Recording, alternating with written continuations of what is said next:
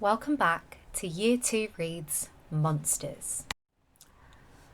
Our book today is called Monsters Love Underpants. Now, I want you to have a look at the front cover and start to unpick all of the clues. Where are they? What are they wearing? What are they doing? What type of characters do you think they are? So I can see two monsters in underpants, two brightly coloured monsters in brightly coloured and patterned underpants, and they look really happy. So I imagine that whatever they're doing, they're super excited. And even the mini monster with 3 eyes seems to have his miniature pair on too. Now, around the neck of the orange monster, there seems to be a big gold chain with a pair of gold underpants on it. Now, this tells me that underpants are quite special to these monsters, something to be celebrated, and I guess it links to the title Monsters Love Underpants. Now, it seems that they're in a swamp or some kind of pond. I predict that this story is going to be about monsters loving their underpants and the things they get up to in their underpants. Let's read on and find out. So today I have 4 keywords, and I have the word and I have the meaning. I'd like you to give those words and those meanings a read. So tetchy means bad-tempered. Hopefully something you wouldn't describe me as. You might say, oh, that person's really tetchy. The next word is stretchy. Now, when I say those words, tetchy, stretchy, they both rhyme, and that's because of the ending of the words. And if something is stretchy, it means you're able to stretch it, able to pull it easily. The next word, so not only have I said underpants, but I'm now going to say bloomers, which is an old-fashioned pair of women's knickers. And that's what the picture to the right is. When I looked into it a little bit more, it said that bloomers were developed in the 19th century to help provide comfort from the heavy dresses of women. Now, our last word is rave, and that means a dance party. Very dark, lots of glow sticks, lots of loud music. When I start to see all of these words, they all seem a little bit strange, but it's starting to help me build a picture of what this book could be about. Now, we know that the monsters love their underpants, so maybe they go to a rave in their underpants and their bloomers, and maybe if they're not stretchy, they feel tetchy. Guess we'll have to read on and find out. So this is my part, the teach aloud. I'm going to read the next piece of text and then we're going to go through it using the sentence stems above. The spiky, spooky space monsters all wave and roar, hooray, when out from the blackest, deepest space, bright bloomers float their way. It's Saturday, their disco night, held in a secret cave. The password, shh, is wobbly pants to get inside the rave. Now, the first piece of this text that I've highlighted is the s of spiky, spooky space monsters. Now, in my head, thinking about the front cover as well, I'm starting to picture what these monsters look like. But the word spooky here has made me start to visualise something a little bit different. I'm imagining quite scary looking monsters now.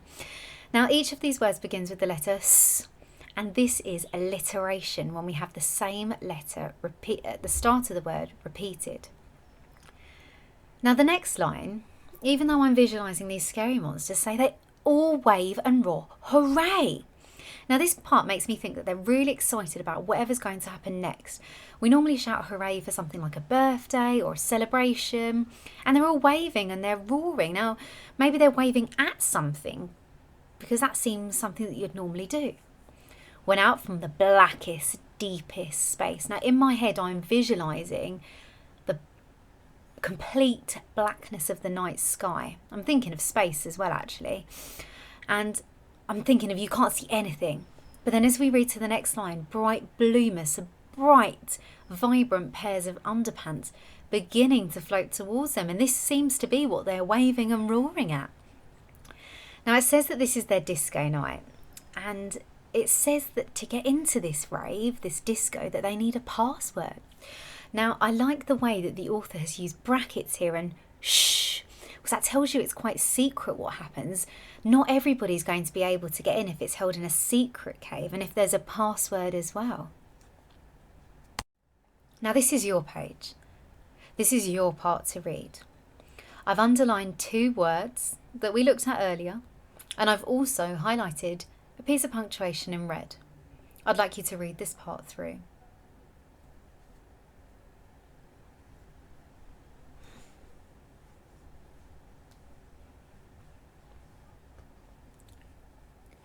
It's not the sand inside his pants that makes this monster tetchy.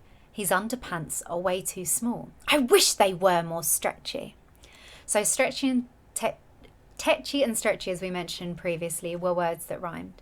And it talks here about why this monster is so tetchy, so frustrated. And at the bottom in red, we have our inverted commas, our speech marks. And this tells us that this monster is saying something. It says his, so we know it's a male character. I wish they were more stretchy, with an exclamation mark as well, so we know that we almost shout what we say. So here, the reason why he's so upset is not because there's sand, but because his underpants are way too small. Now today we have slightly more questions. Question number 1. What 2 adjectives does the author use to describe the space monster? The space monsters. So our first question today is a what question. Our next question. Where is the rave being held? This is a where question. Question number 3. Why was the monster tetchy? This is a why question.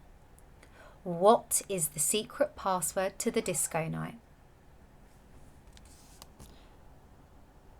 Question 5. Why is the password a secret? Question 6. What floated away into space? And 7.